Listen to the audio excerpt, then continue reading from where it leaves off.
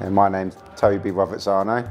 I am the business owner. The business is called Akēdo. It's a gaming bar where people can come drink beer, play games and have fun.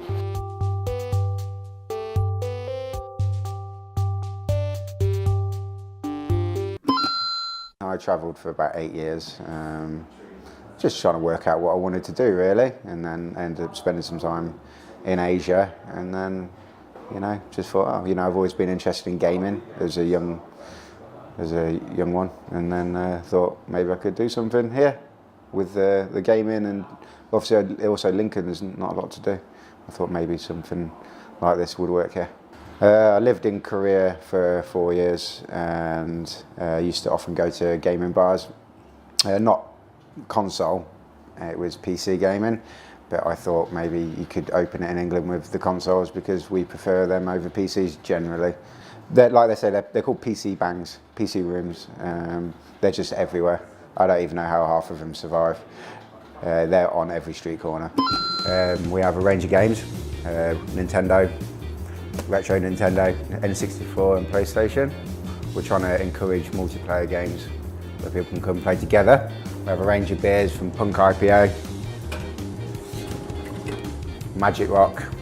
We also sell coffees and soft drinks, a range of coffees. You look at the menu. We've got the N64 set up there with a GameCube where people can beat my scores to get a free coffee. We have this wall here, which is my favourite thing probably in the building, where I spent about 8 hours choosing these posters. As you'll see, there's a lot of graffiti here. We got an artist up from London. We came to do all the graffiti on the walls here. And we've got a piranha plant, Ryu, and the Pikachu at the bottom of the stairs. And we have a few of these arcade machines dotted around, which have retro games on. There's about 10,000 games on here. Virtual Boy, MAME, Atari, Game Gear, Game Boy Advance, all the way up to Super Nintendo and PlayStation 1 actually. And we have 4K TVs on the wall, PlayStation 4s, which you can select from my selection of games. We charge £10 an hour to play at these booths, up to 4 people per booth. We have Nintendo Wii U this side, again, selection of Nintendo games, Mario Kart, Smash Brothers, things like that. You'll notice all these cushions dotted around, just to keep people comfortable.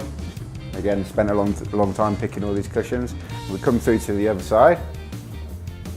A couple more arcade machines tucked in the corners here. And in the corner here we have the PlayStation VR, this graffiti on the wall here. And that's about it for Akēdo. I've worked very hard to try and get everything into place, and just a little bit nervous about what might go wrong. But I'm sure it's friends and family tonight, so hopefully they'll understand.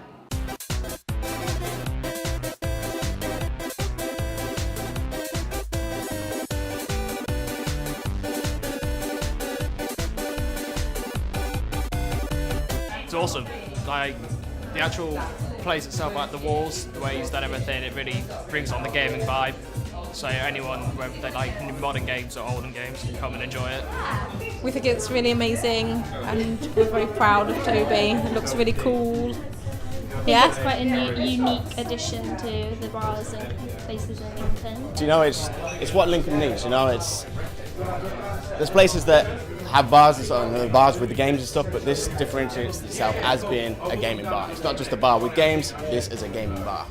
So, and yeah, I think it's what Lincoln needs.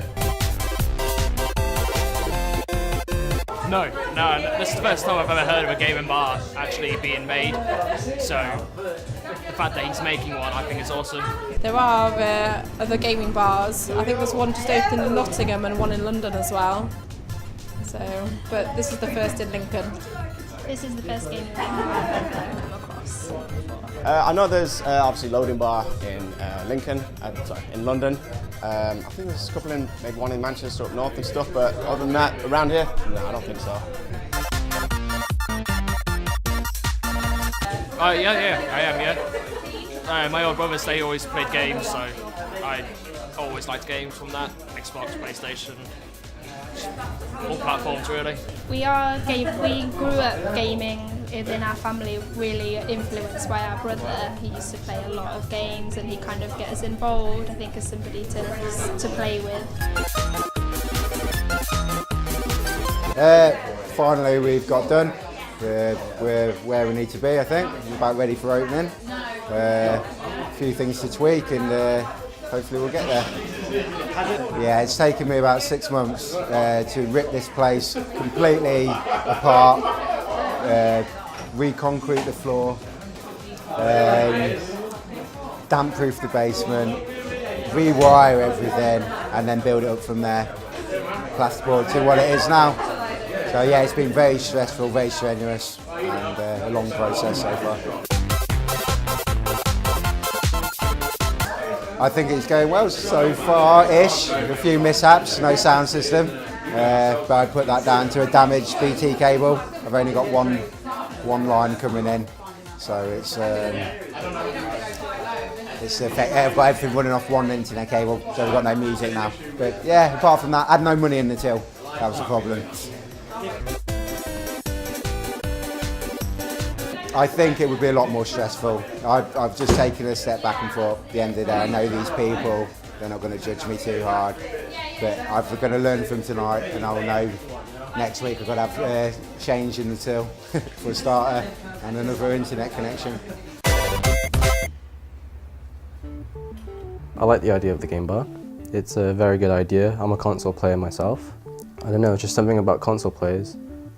The community is less toxic as PC players, so that's just an advantage. Online, it's more popular than PC gamers. The first PlayStation actually came out in the 90s, huge hit. So many copies were sold. Yeah, that's all I can say about consoles really. There's nothing to say, it's just the one. It's better than PC. I'm not keen on the idea of the gaming bar. I feel it's not inclusive towards all aspects of gaming, as I play on PC games and they've not included that compared with console gamings. The market generally favours console gaming over PC gaming, with reviews being focused that way and a lot of game releases coming console first, or the games are designed for console and then ported over to PC, done quite badly. Gaming itself started on PCs with what they refer to as bedroom coders, so people with like the first computers programming their own games on their own computers at home and then sending them to each other, like writing the code out and then sharing it through often magazines or DVDs that you could sell at your local newsagents into the 2000s.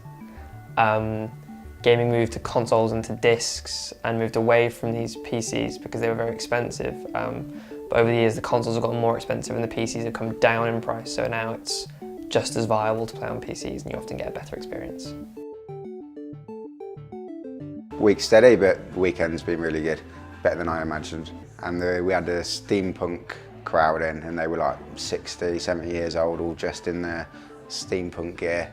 And they were just playing Cards Against Humanity and just hearing them laugh from upstairs is hilarious. The PlayStation 4s and the Wii U's have been like neck and neck really, but the VR's been an attraction I think because a lot of people haven't tried it before. I hope it goes well, obviously. I think it will continue. As I get a community and people start hearing about us more, and you know, people have already said that this is going to be their local now because they can come and play games, have a beer, have a coffee, and everyone's saying that they feel welcome here, and you know, so I think it will just progress and snowball and get busier and yeah, keep me afloat really. A friend of mine who's currently living in Thailand, he wanted me to go out there. He said you should have done it in Thailand, you know, would have worked there. If it didn't work in England, he'd definitely work in Bangkok where he is. Yeah, I'd love to franchise it, really, but I don't know. So that'd be way in the future, I reckon.